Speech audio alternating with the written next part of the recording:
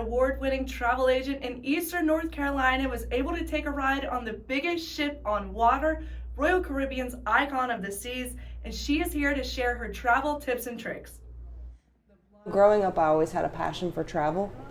We did a lot of mission trips with my church, and we always took amazing family vacations, and so I kind of grew up with that passion for traveling, and then this was just a natural fit once I found out it was an opportunity. I've been doing it for about 5 years now, and I primarily got into it as a way to earn an income but stay home with my kids as well. So my primary role is to work with my clients to find the best fit for them when it comes to whatever travel needs they have. So if it's a business or a corporation looking for corporate retreat space or a room block for a wedding, or if it's a family taking a family vacation, or maybe it's a group trip or a group cruise, finding the best fit, working within their budget, that sort of thing, brainstorming with them until we find what works for them. I was able to go on a preview sailing of the Icon of the Seas with Royal Caribbean, which is currently the largest cruise ship at sea. It was incredible.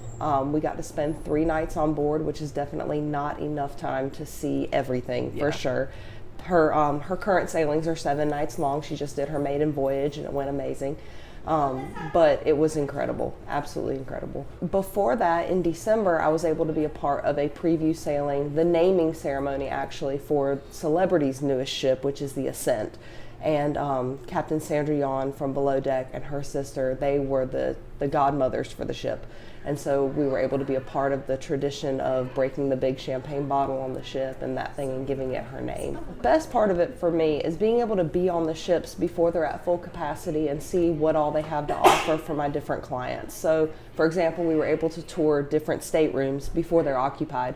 So I know if I have a family of 4 or 5, what type of cabin they would best fit in. If I have families with accessible needs, I know which cabins that they need to be looking at so that they can, get in and out of them well within a wheelchair, or if they have audio needs, that sort of thing. Being able to see the ship before it's fully, full of people, and find out what on that ship makes it a good fit for my different clients. Budget definitely plays a big factor in that, but even with budget in mind, sometimes families are willing to spend a little bit more if it's the perfect room for them, and sometimes that budget just is the main thing and we need to find the rooms that stay within that budget. But other times it might be that they're really looking for an oceanfront room at a resort. They want a full unobstructed view of an ocean.